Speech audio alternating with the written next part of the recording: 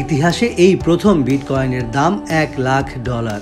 Donald Trump মার্কিন president নির্বাচিত হওয়ার পর বিটকয়েনের পালে যে হাওয়া লাগা শুরু হয় তার ধারাবাহিকতা চলছে।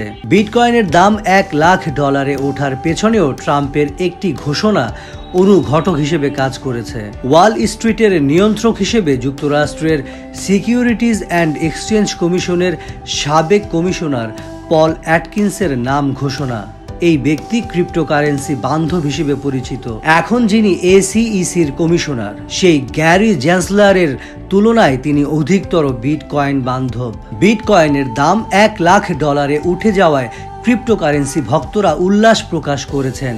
বিটকয়েনের দাম সব সময় ওঠানামা করে, সে কারণে মানুষের মধ্যেও বিটকয়েনের প্রতি আকর্ষণ আছে। বিটকয়েনের বিনিয়োগকারীরা দাম বাড়লে যেমন উল্লাস প্রকাশ করেন, তেমনি দাম কমলে ধৈর্যের পরিচয় দেন।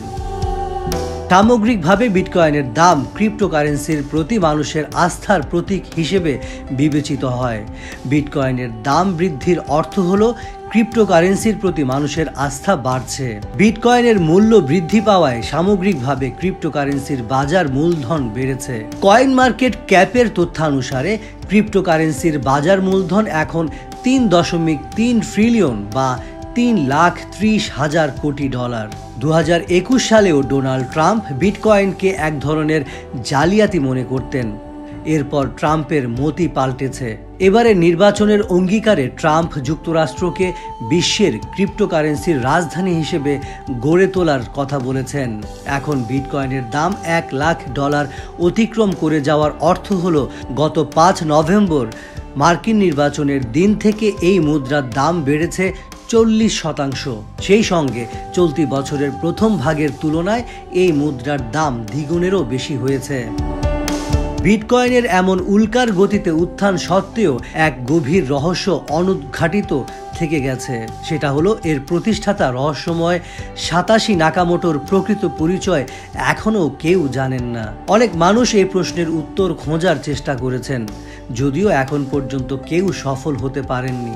গত অক্টোবরে এই রহস্য নিয়ে HBO চ্যানেলে বড় পরিসরের তথ্যচিত্র প্রচারিত হয়। কানাডার বিটকয়েন বিশেষজ্ঞ পিটার টডি সম্ভবত সাতোশি নাকামোটো, কিন্তু সমস্যা সেই একটি, পিটার টড নিজেই এই দাবি অস্বীকার করেন এবং ক্রিপ্টো দুনিয়ার মানুষেরাও HBOর এই দাবিতে গুরুত্ব দেয়নি।